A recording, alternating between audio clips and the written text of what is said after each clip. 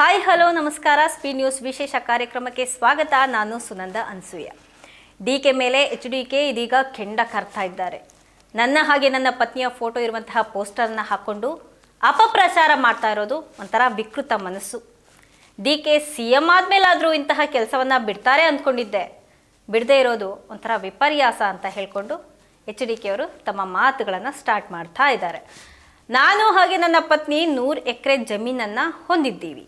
ಈ ರೀತಿಯಾಗಿ DK ಶಿವಕುಮಾರ್ ಅವರು ಪೋಸ್ಟರನ್ನು ಹಾಕಿದ್ದಾರೆ. 100 ಎಕರೆ ಜಮೀನು ನನ್ನ ಹತ್ರ ಇದ್ದರೆ ಅವ್ರು ಬಂದು ತೋರಿಸ್ಲಿ. ನನ್ನ ಹತ್ರ 100 ಎಕರೆ ಇದೆಯಾ ಇಲ್ವಾ ಅದು ನನಗೆ ಗೊತ್ತಿಲ್ಲ.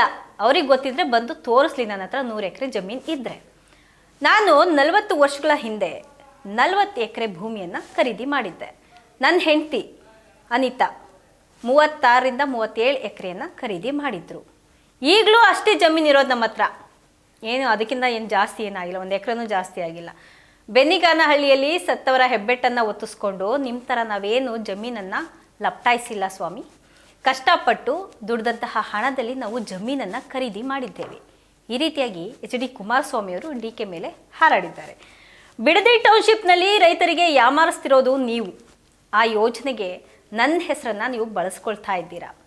ನಾನು ಬಿಡದಿ ಟೌನ್ಶಿಪ್ ಯೋಜನೆ ಆರಂಭ ಮಾಡಿದ್ದೇನೋ ನಿಜ, ಹೌದು, ಅದು ನಾನು ಒಪ್ಕೋತೀನಿ. ಆದರೆ ರೈತರು ಯಾವಾಗ ಆ ಒಂದು ಯೋಜನೆಯನ್ನು ವಿರೋಧ ಮಾಡಿದ್ರು, ಆ ಒಂದು ಕಾರಣವನ್ನು ಇಟ್ಕೊಂಡು ನಾನು ಆ ಯೋಜನೆಯನ್ನು ಅಲ್ಲಿಗೆ ನಿಲ್ಲಿಸ್ಬಿಟ್ಟೆ. ಯಾವಾಗ ನಾನು 2ನೇ ಬಾರಿ ಮುಖ್ಯಮಂತ್ರಿ ಆದ್ನಲ್ಲ, ಆವಾಗಲಾದರೂ ನಾನು ಬಿಡದಿ ಟೌನ್ಶಿಪ್ ಯೋಜನೆಯನ್ನು ಅನುಷ್ಠಾನಕ್ಕೆ ತರ್ಬೋದಾಗಿತ್ತಲ್ವಾ.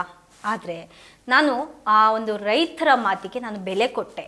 ಆದರೆ ಇವ್ರು ಮಾಡ್ತಿರೋದೇನು, ಇವರು ರೈತರಿಗೂ ಡೋಂಟ್ ಕೇರು, ಯಾರು ಏನೇ ಬಾಯಿ ಬಡ್ಕೊಂಡ್ರೂ ತಲೆ ಕೆಡಿಸ್ಕೊಳ್ತಾ ಇಲ್ಲ.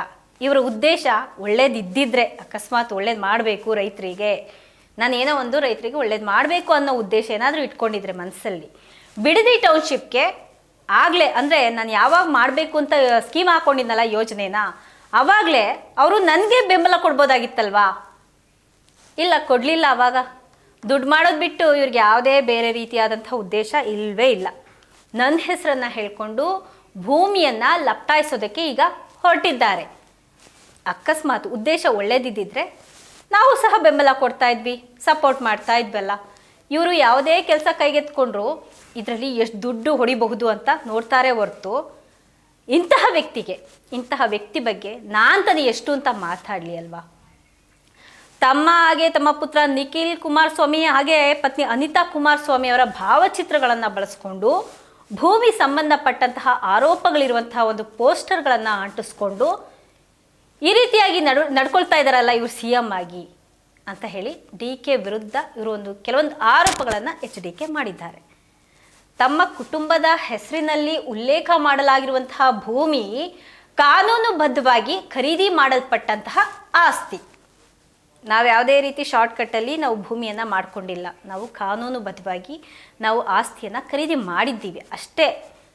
ಇವರೆಲ್ಲ ಸೇರಿಕೊಂಡು ಒಂದು ತಪ್ಪು ಮಾಹಿತಿಯನ್ನು ಹರಡ್ತಾ ಇದ್ದಾರೆ. ಮುಖ್ಯಮಂತ್ರಿಯಾಗಿ ಈಗ ಕೆಲಸ ಮಾಡ್ತಿದ್ದಾರೆ, ಒಂದು CM ಪೋಸ್ಟು.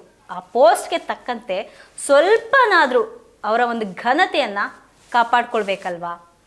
ಅಕಸ್ಮಾತ್ ಯಾರಾದರೂ ತಪ್ಪು ಮಾಡಿದರೆ ಹೋಗಲಿ ಬಿಡಪ್ಪ, ಸರ್ಕಾರದ ಅಧಿಕಾರಿಗಳಿಲ್ವಾ, ಅವರಿದ್ದಾರಲ್ವಾ, ಅವ್ರ ಮೂಲಕ ಕಾನೂನಿನ ಕ್ರಮವನ್ನು ಕೈಗೊಳ್ಬೋದಾಗಿತ್ತು. ಅದರ ಬದಲು ಪೋಸ್ಟರ್ಗಳ ಮೂಲಕ ಅಪಪ್ರಚಾರ ನಡೆಸೋದು ಎಷ್ಟು ಚೀಪ್ ಗಿಮಿಕ್ ಅನ್ಸುತ್ತೆ. ಇದು ಅವ್ರಿಗೂ ಸಹ ಒಂದು ಶೋಭೆ ಅಲ್ಲ. ರಾಜಕೀಯ ವಿರೋಧಿಗಳ ವಿರುದ್ಧ ನಿರಂತರವಾಗಿ ಪೋಸ್ಟರ್ ಅಭಿಯಾನವನ್ನು ನಡೆಸಲಾಗ್ತಾ ಇದೆ ಅಂತ ಹೇಳಿ ಕುಮಾರಸ್ವಾಮಿಯವರು ಆರೋಪ ಮಾಡಿದ್ದಾರೆ. ಇದೇನಿದೆ ಇದು ಪೋಸ್ಟರ್ ಅಭಿಯಾನ, ಇದೊಂಥರ ರಾಜ್ಯದ ರಾಜಕೀಯ ಸಂಸ್ಕೃತಿಗೆ ಒಂದು ಒಳ್ಳೆ ರೀತಿಯ ಬೆಳವಣಿಗೆ ಅಲ್ಲ ಅಂತ ಹೇಳಿ ಅವರು ಅಭಿಪ್ರಾಯಪಟ್ಟಿದ್ದಾರೆ. ಆರಂಭದಿಂದಲೂ ಇವರ ಹಿನ್ನೆಲೆನೇ ಇದೇ ರೀತಿ ಇದೆ. ಈ ಚಾಳಿಯಲ್ಲೇ ಬಂದಂತಹ ವ್ಯಕ್ತಿ ಇವರು. CM ಆದಮೇಲಾದರೂ ಒಂದು CM ಕುರ್ಚಿಗೆ ಗೌರವ ಕೊಡೋದು, ಗೌರವ ಕೊಟ್ಟು ನಡ್ಕೊಳ್ಳೋದು ಇದೇನು ಬೇಡವಾ ಅವ್ರಿಗೆ. ಪೋಸ್ಟರನ್ನು ಹಾಕ್ಕೊಂಡು ಅಪಪ್ರಚಾರ ಮಾಡ್ತಾ ಇದ್ದಾರಲ್ಲ. R Ashok, Chalavadi Narayana Swami, BY Vijayendra ಯಾರೂ ಬಿಟ್ಟಿಲ್ಲ ಇವರು. ಅವರ ವಿರುದ್ಧನೂ ಕೂಡ ಪೋಸ್ಟರನ್ನು ಹಾಕ್ಸಿದ್ದಾಯಿತು. ಆವಾಗ ಸುಮ್ಮನೆ ಯಾಕೆ ಪೋಸ್ಟರನ್ನು ಹಾಕಿದ್ದೀರಾ? ಇಲ್ಲಿವರೆಗೂ ಸಹ ಕಾಂಗ್ರೆಸ್ ಪಕ್ಷದ ಶಾಸಕರು ಮಂತ್ರಿಗಳದ್ದು ನಡೆದು ಹೋಯಿತು. ನನ್ನನ್ನು ಸಹ ಹನಿ ಟ್ರ್ಯಾಪ್ ಮಾಡೋದಕ್ಕೆ ಸಂಚನ್ನು ಮಾಡಿದ್ರು. ಅದೆಲ್ಲ ಹಾಳಾಗೋಗ್ಲಿ, ಮುಖ್ಯಮಂತ್ರಿ ಆಗಿದ್ದಾರೆ ಇವಾಗ, ಮುಂದೆ ಎಲ್ಲನೂ ನಿಲ್ಲುತ್ತೆ ಅಂತ ಅಂದ್ಕೊಂಡಿದ್ದೆ ನಾನು. ಇವ್ರ ಚಾಳಿ ಬಿಡೋ ರೀತಿ ಕಾಣಿಸ್ತಾ ಇಲ್ಲ. ನೋಡಿ, ನನ್ನ ಬದುಕು ಒಂದು ತೆರೆದ ಪುಸ್ತಕ ಇದ್ದಂಗೆ.